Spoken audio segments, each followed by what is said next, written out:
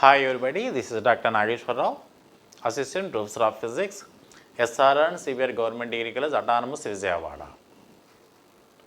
We know different instruments we are using to measure various parameters, maybe electrical parameters or electronic parameters such as resistance, capacitance, etc.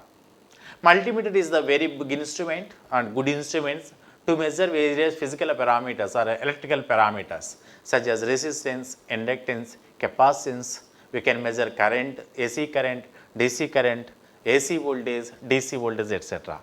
But what is going on inside of the multimeter? What circuits we are using to measure such parameters or physical quantities? We don't know. Such a circuit is called bridge. So we have different bridges inside the multimeter to calculate these different parameters. So one of such bridges is called Hayes bridge. By using this Hayes bridge, we can determine the self-inductance as well as resistance also. So what is the construction of this Hayes bridge? What is the principle behind this Hayes bridge? How can we calculate resistance or inductance by using this Hayes bridge? We will discuss now. So you see here in this case, there is 4 arms we have. AB is one arm, AD is another arm, BC is another arm, DC is another arm. In these 4 arms, there is different resistances we are connecting, R1, R2, R3 and R4. These 4 are 4 resistances where L1 is the inductance and C4 is the capacitor. Where D is the one galvanometer and this is E is the alternating current source. So these are the instruments we require to construct the Hayes bridge. How can we construct these? How can we construct these Hayes bridge? We will discuss now. Where R1 is the unknown resistance to be determined. Of course, when we want to measure inductance, self-inductance, this L1 is the unknown self-inductance. And where R2 and R3 are known resistances and constant resistances. And where C4 is the variable capacitor and R4 is the variable resistance. Is nothing but we can change the value of the resistance and we can change the value of the capacitor also. So in this case, in the arm AB, we can calculate or we can connect resistance R1 and inductance L1 in series. And the resistance R2 is connected in the arm AD. The resistance R3 is connected in between BC. But in the 4th arm CD, the capacitor C4 and resistance R4 are connected in series. Where this is called that is galvanometer, which is connected in between point B and D.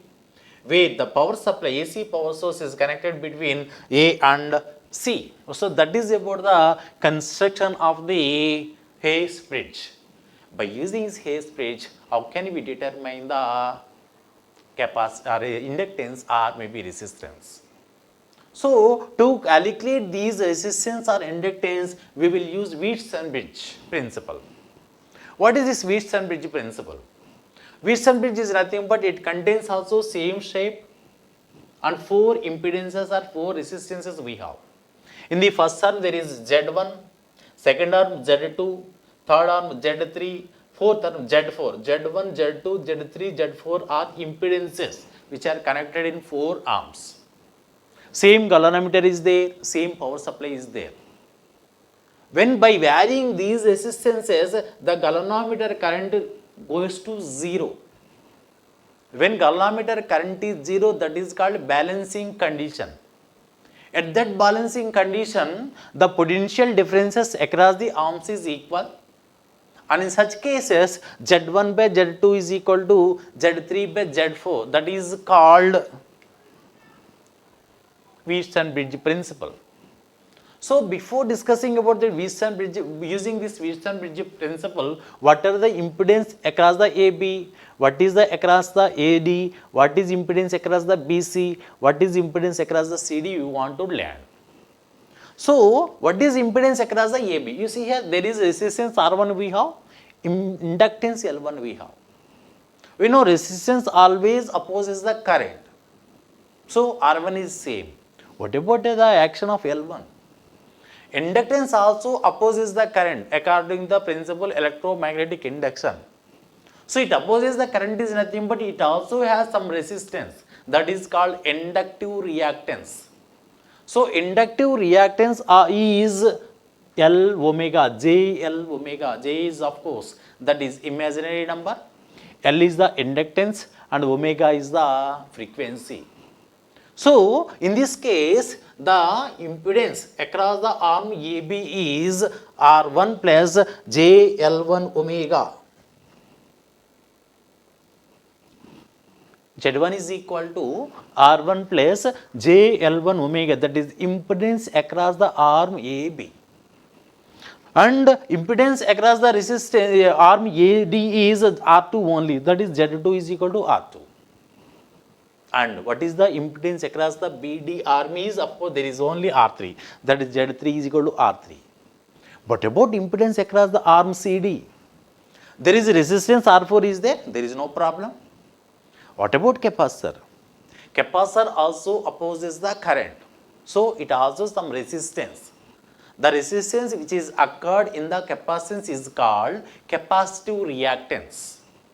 That capacitive reactance of the capacitor is 1 by Jc omega. So in this capacitor and resistance are connected in series. So the impedance around the CD arm is R4 plus 1 by Jc omega. So this is impedance around the arm CD. So there is only 4 impedances we have. By varying this capacitor and resistance R4, the balancing condition can occur. Is nothing but by varying these two, the galvanometer reading D must be going to 0. That is called balancing condition. According to the Wheatstone-Bridge principle, we can apply these condition, that is Z1 by Z2 is equal to Z3 by Z4, that is called Wheatstone-Bridge principle at balancing condition. We know Z1 value we know, that is R1 plus JL1 omega, Z2 value we know R2, Z3 we know R3, Z4 we know that is R4 plus 1 by Jc omega or R4 minus J by C omega. So when we substitute these values into this equation, Z1 value, Z4 value, Z2 value and Z3 value. So by multiplying these equation R1 into R4 plus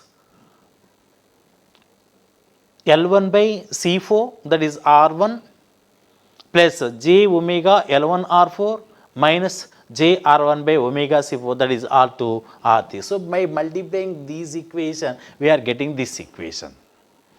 And after this, there is R1, R4 and L1 by C4 and R2, R3 are real equation, real values. And where in this equation and this equation omega is there and J is there.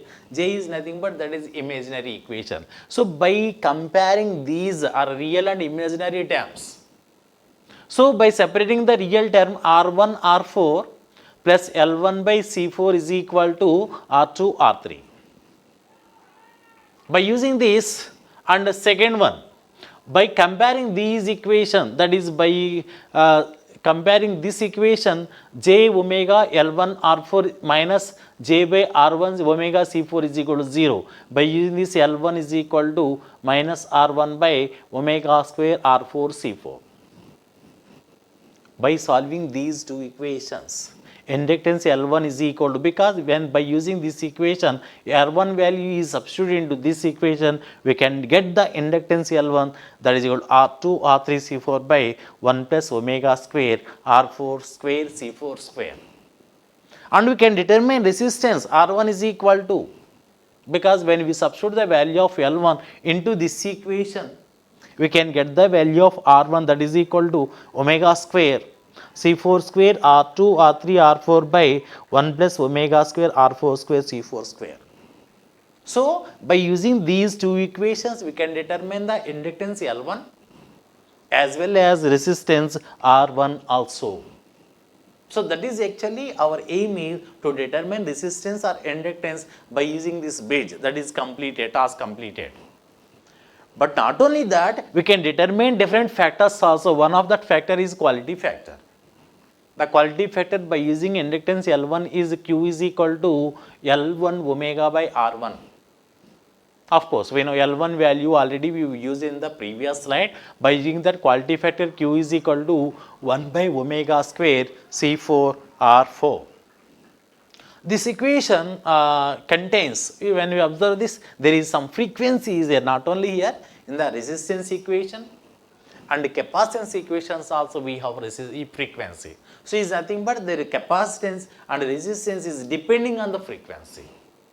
When we know the frequency, can only calculate the resistance and capacitance. That is the main drawback of this equation. To thus finding the value of unknown inductance, the frequency of the supply must be known. For the high quality factor, the frequency does not play an important role. Substituting these values into the unknown inductance, we can get L1 is equal to R2 R3 C4 by 1 plus 1 by Q square. This quality factor is substituted in the previous equation. So by using that, the final value of this L1 is equal to R2 R3 C4. Of course, this is the construction of Hayes bridge, which may be used in different instruments to measure various electrical and physical parameters. Thank you very much.